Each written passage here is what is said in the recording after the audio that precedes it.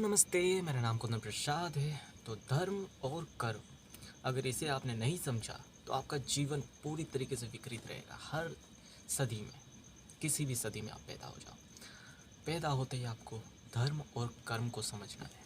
पहली चीज़, हम धर्म को समझते हैं। जो घटना आप देख पाते हैं कि महाभारत युद्ध घटा क्योंकि लोग धर्म को नहीं समझ पाए, लोग कर्म को नहीं समझ पाए।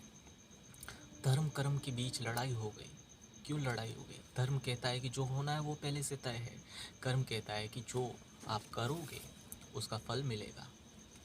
तो युद्ध तो ऐसे ही हो रहा है कि धर्म ने बोला है जो होना है वो पहले से तय है। कोई अगर बलात्कार हो रहा है तो उस लड़की के किस्मत में है बलात्कार होना, उस लड़के का नियति में है बलात्कार करना। तो दुर्योधन ने जो द्रौपदी के साथ किया, इसकी वजह से सब लोगों ने कहा कि दुर्योधन का करना था, वो होना था, वो घटना था।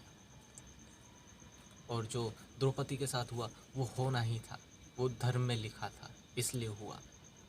तो जो घटना घटी महाभारत के अंदर, वही आप पूरी दुनिया में आज देख रहे हो, पूरे भारत में आज देख रहे हो। तो जो युद्ध महाभारत में घटा था वो ज़रूरी नहीं है आपको लगे कि वो महाभारत से यहाँ तक नहीं पहुँचा होगा।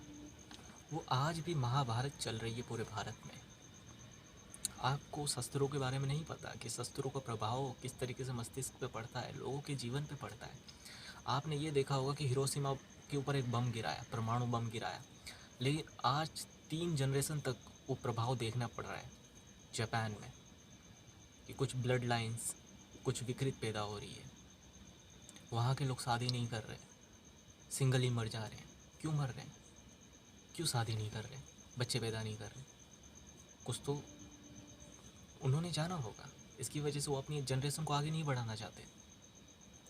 तो प्रभाव एक परमाणु का, एक युद्ध का पूरे समाज पे पड़ता है। तो महाभारत जब हुआ, धर्म और कर्म के बीच जब युद्ध हुआ, तो यहाँ पे धर्म जीत गया, कर्म क्यों नहीं जीत पाया? तो देखिए, धर्म और कर्म के बीच की लड़ाई ये है कि आपकी बुद्धि कितनी है, आप कितनी गहराई से उसे देख पाते हो, कितनी गहराई से आप उतर पाते हो। तभी तो गुरुजनों की जरूरत पड़ी।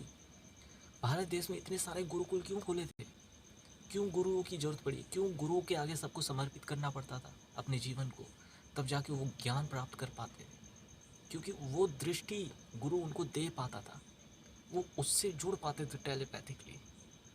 उस समय शिव अपने शरीर में थे, शिव उस हायर स्टेज में थे। तो कुछ महायोद्धा उनसे जुड़ के वो वरदान पाते थे।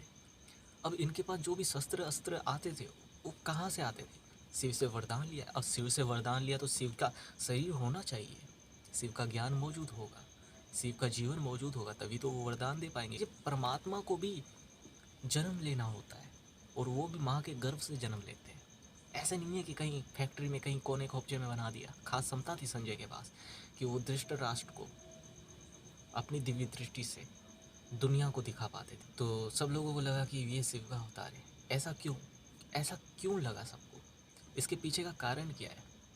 क्योंकि उनके पास जो टेक्नोलॉजी मौजूद थी, उनके पास जो विज्ञान मौजूद था, जेनेटिक इंजीनियरिंग का विज्ञान, ये आपको 100 घड़ों की कहानी में मिल जाएगा, जिसमें से दुर्योधन उत्पन्न हुआ, दुर्योधन का जन्म हुआ। मांस के टुकड़े के अंदर किसके जीन मौजूद थे? धृतराष्ट्र के और माता गांधी के। तो उस जीन्स को 100 टुकड़ों में बांट दिया, 100 टुकड़ों में बांट दिया।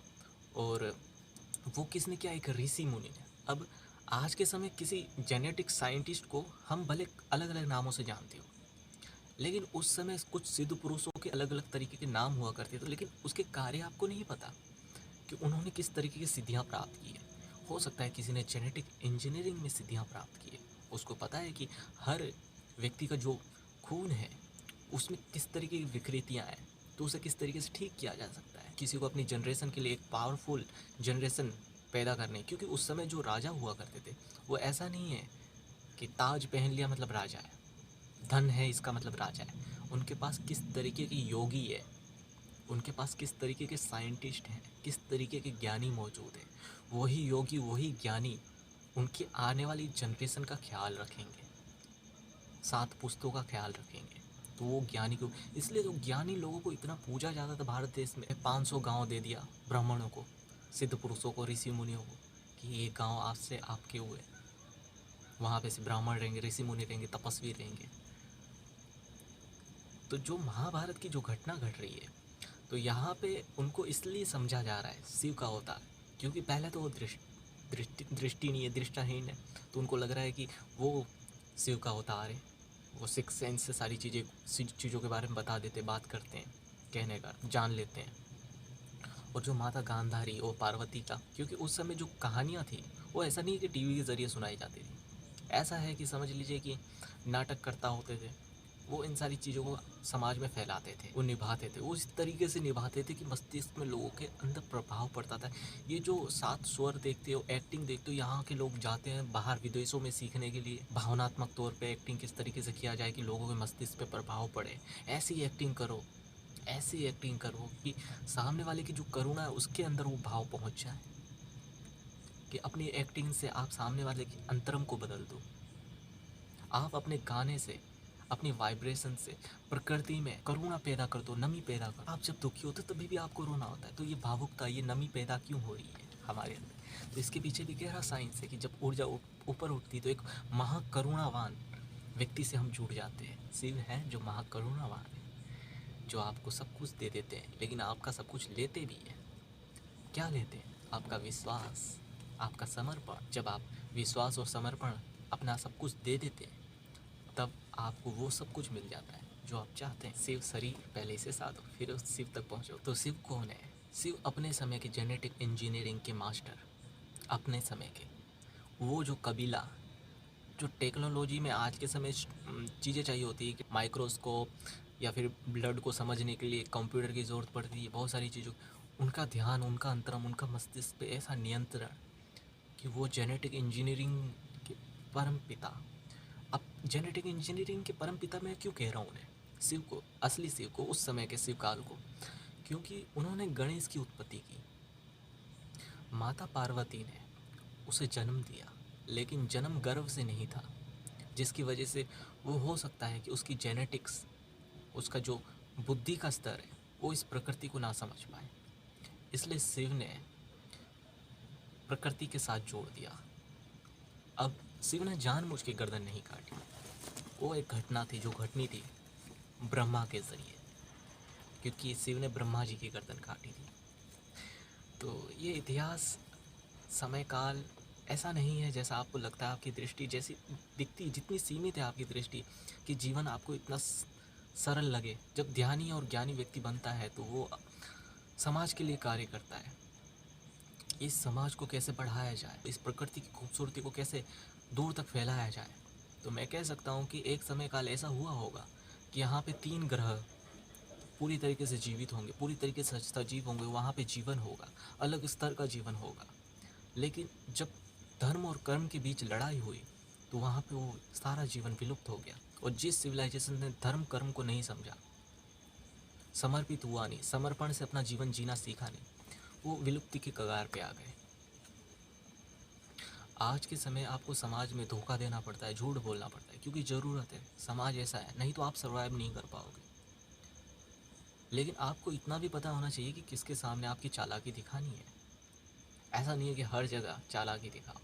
मेरे पास कुछ लोगों के कॉल्स आते हैं, कुछ लोग बताते हैं कि ध्यान किया उन्होंने, बहुत समय, लंबे समय तक ध्यान किया है, और कहते हैं कि हम इधर गए थे और हमारे साथ इस तरह की घटना हुई, तो वहाँ पे इस तरीके के अनुभव उनको जानने को मिले। मुझे पता होता है बेसिक चीज़ें होती है। अगर आप शरीर को थोड़ी देर के लिए शांत छोड़ दो, कुछ मत करो, सोचो भी नहीं, विचारों में भी मत पड़ो, सिर्फ ध्यान से देखते रहो शरीर को, इसके अंदर बहुत सारी चीज़ें आपको घटती हुई नज़र आएगी।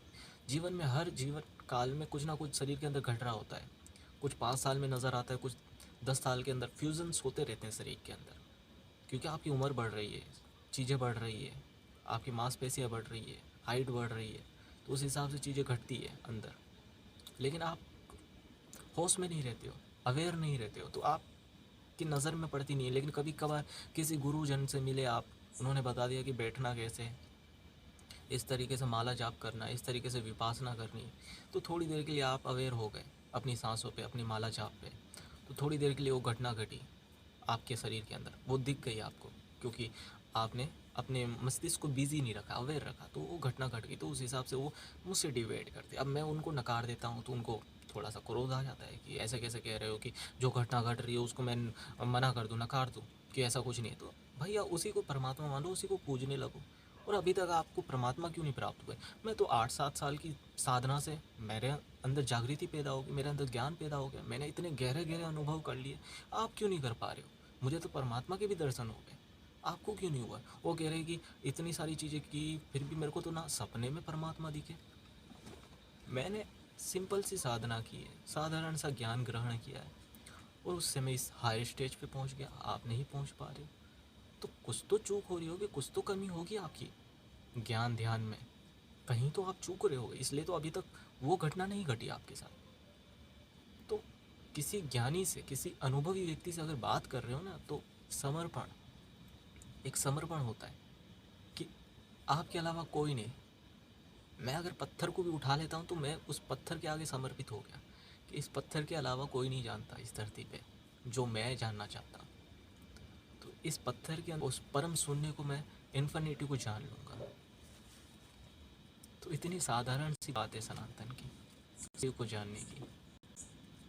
आप लोगों को मुझे इतनी सारी चीज़ें बतानी पड़ती है। अब इतनी सारी चीज़ें इसलिए मैं बता रहा होता हूँ कि शास्त्र और समाज पूरी तरह से एक तरीके से करप्ट हो गया है। आपको सनातन के बारे में कभी कुछ बता ही नहीं सकता। तो मैं फिर से शास्त्र लिख रहा नहीं हूँ, वीडियो बना रहा हूँ उस पर, अपनी समझ से, अपनी बुद्धि, अपने ज्ञान से। तो जो भी मेरे शास्त्र को पढ़ना चाहता है, वीडियो बना हुआ है, मस्त अच्छे से देखे, एकाग्र होकर देखे, ध्यानपूर्वक देखे, कोई ना कोई सूत्र आपके अंतर में ज़रूर उतरेगा। और जब ये उतरेगा तो वो अपना घटेगी। जिसको समझ में नहीं आ रहा धर्म और कर्म का रास्ता, समर्पण का रास्ता, तो उसके जीवन में विकृति रहेगी, दुविधा रहेगी। कभी इस गुरु को फॉलो करेगा, कभी कभी इधर भटकेगा, कभी उधर मंदिर में जाएगा। भटकना नहीं होता, अंतरम में उतरना होता है। जहाँ रह रहे हो वहीं पे उतर जाओगे, बस ज्ञान का सूत्र समझ आ जाए, समर्पण आ जाए। और ऐसा नहीं है कि समर्पण आप कहोगे तो आ जाएगा। शरीर और मस्तिष्क को समर्पित होने में समय लगता है। अभी ऐसा नहीं है कि मैं आपसे हाथ मांगू, गर्दन मांगू। हाथ और गर्दन देने का मतलब ये है कि आपने अपना सारा जीवन मुझे दे दिया, अब मेरी इच्छा होगी, क्योंकि आपके समर्पण भाव से मुझे पता चलेगा कि आपका जीवन किस योग्य है, कि किस और आप अपने जीवन को लेके जा सकते, क्या क्षमता लेके आए हो आप मेरे सामने। तो जैसी क्षमता होगी उस तरीके का ज्ञान, उस तरीके की समझ। क्योंकि मैं तो यहाँ पे बहुत कुछ दे देता हूँ, मैं तो बहुत गहरेतम सूत्र बता देता हूँ, लेकिन आप पकड़ नहीं पाते हो। आपकी कमी, आपकी कमज़ोरी। तो धर्म कर्म एक बार समझ में आ गया तो आपने जान लिया अपने जीवन को। तो धर्म का मतलब है कि जो बुद्धि, जो जेनेटिक्स, जो माता पिता आपको मिले हैं, किस माता पिता से आप उत्पन्न हुए हैं, तो वही धर्म है, वही धर्म बन जाएगा, वही काबिलियत होगी आपके अंदर। आप किसान के बेटे हैं तो हो सकता है कि आपको किसानी और मौसम, किसान के अंदर खासियत होती है मौसम को जानने की, तो आपको मौसम पता होगा। आपके सेंसेस, आपकी इंद्रियां मौसमों को पहचानना जानती है। पेड़ के फल को आप देखते ही पहचान सकते हो कि वो पका हुआ है, उसकी मिठास कितनी है। और जब आप ध्यान ज्ञान में उतरते हो तो ऐसा नहीं है कि एक जीन्स इसमें काम आते हैं। आपके पूर्वजों में कोई ध्यानी रहा हो, कोई ऋषि मुनि रहा हो, कोई तपस्वी रहा हो, तो आप उसके ज्ञान को भी प्राप्त हो सकते हो, ये भी संभावना होती है। लेकिन डिपेंड करता है कि आप इस संभावना को प्राप्त कर सकते हो इस जन्म में, और कौन सी उम्र में कर सकते हो। 25 की उम्र में, 30 की उम्र में, 40 की उम्र में, 50 की उम्र में। तभी तो आप समाज सेवा कर पाओगे, समाज के लिए कार्य कर पाओगे। जो व्यक्ति ज्ञानी नहीं है, जो ज्ञान को उपलब्ध नहीं है, वो कभी भी समाज को सत्य का रास्ता नहीं दिखा सकता। आज के समय आपको इतने सारे पाखंडी नजर आएंगे, जहाँ पे आप हो सकता है दान दक्षिणा करके भी आए हो। आपको क्या लगता है ये समाज के लिए कार्य कर रहे हैं, ये समाज को पूरी तरह से करप्ट कर रहे हैं।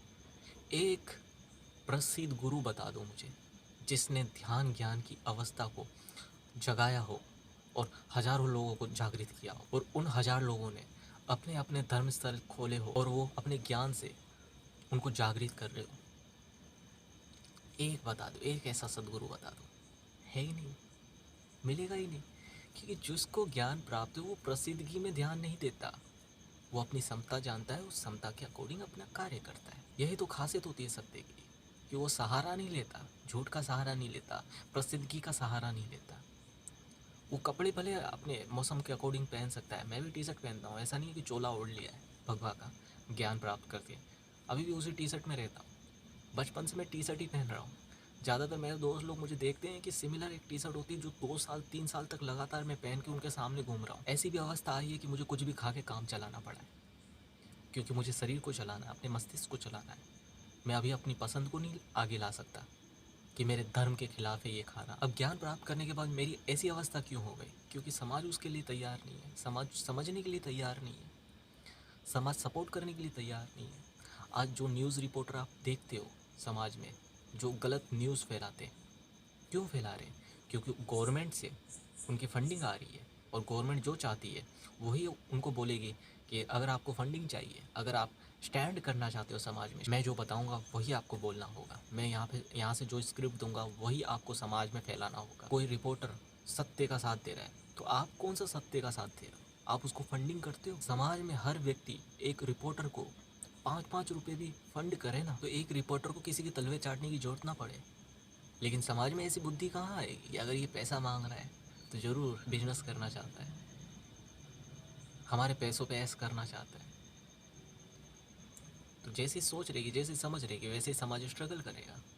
आप भी गुलामी करोगे, आपको भी कोई सपोर्ट नहीं करेगा। किसी का बाप गायब हो गया, किसी की बहन गायब हो गई, किसी की माँ गायब हो गई, किसी के पूरा परिवार गायब हो गया, बोर्ड लेके खड़े हैं जस्टिस फॉर मी, कोई ध्यान नहीं दे रहा, सब आपस में बिजी पड़े हैं, कल उनके साथ होगा। तो समाज इसी तरीके से करप्ट हुआ है। तो मैं क्या कह रहा हूँ, धर्म कर्म को जो नहीं समझेगा वो जीवन में स्ट्रगल करेगा। और जो महाभारत के युद्ध में जो घटा है वो आज भी युद्ध चल रहा है भारत में, हर किसी के जीवन में चल रहा है। तो आप किसके पक्ष में हो? पांडवों के पक्ष में हो या दुर्योधन के पक्ष में हो? आप ज़्यादातर लोग दुर्योधन के पक्ष में, क्योंकि उनको भीड़ ज़्यादा अच्छी लगती है कि ये व्यक्ति देखो कार से उतरा है, इसके पास धन है, लोग हैं, तो इसका सपोर्ट करना चाहिए, ये सत्य कह रहा है।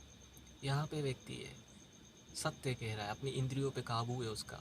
इंद्रियां भी 5 होती है, याद रखिए। श्री कृष्ण ने ऐसे ही नहीं पांडवों का साथ दिया है, वो समाज को बहुत गहरा मैसेज देना चाहते थे, लेकिन आप समझ नहीं पा रहे हो, ना गीता को समझ पा रहे हो, ना श्री कृष्ण के इशारे को समझ पा रहे हो। जो शिव से जुड़ा हुआ है, जो धर्म से जुड़ा हुआ है, जो सत्य का साथ दे रहा है, आप उस पर विश्वास नहीं कर पाओगे। स्त्रियों को देखोगे आप, अमीरों का साथ देती है, धन का साथ देती है, तो कमाओ ना, पैसा कमाओ, किसने रोका? गरीबी में प्यार करोगे, एक दिन अच्छा लगेगा, 2 दिन लगेगा, तीसरे दिन भूख लग जाएगी। तो शरीर हो ना, जो इंद्रियां, वो भी भागेगी इधर उधर, वो उसको भी पसंद नहीं आएगी चीज़ें, तो प्यार खो जाएगा सब। क्योंकि प्रेम की परम अवस्था तो आएगी नहीं।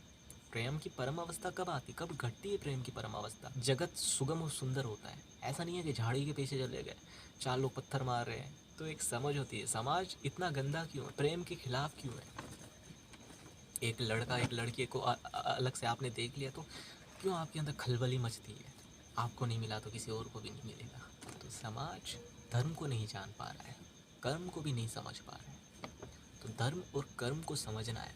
जब आप धर्म और कर्म को जानोगे तो आप सहज हो जाओगे, आपकी चेतना डेवलप होगी।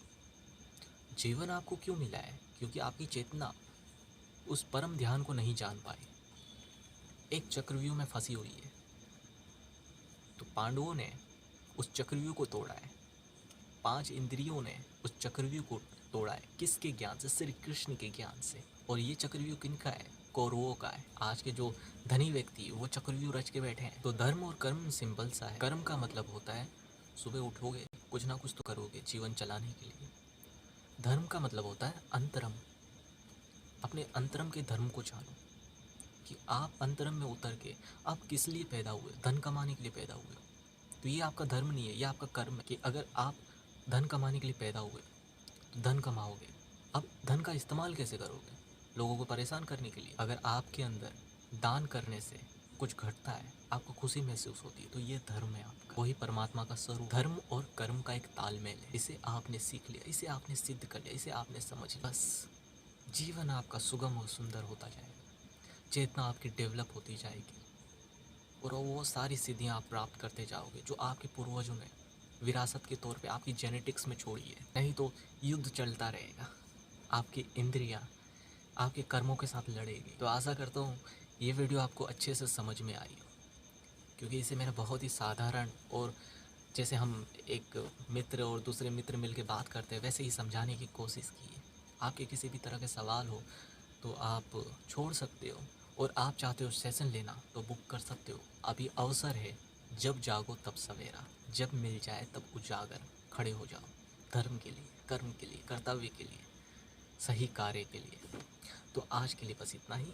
आशा करता हूँ ये वीडियो आपको अच्छे से समझ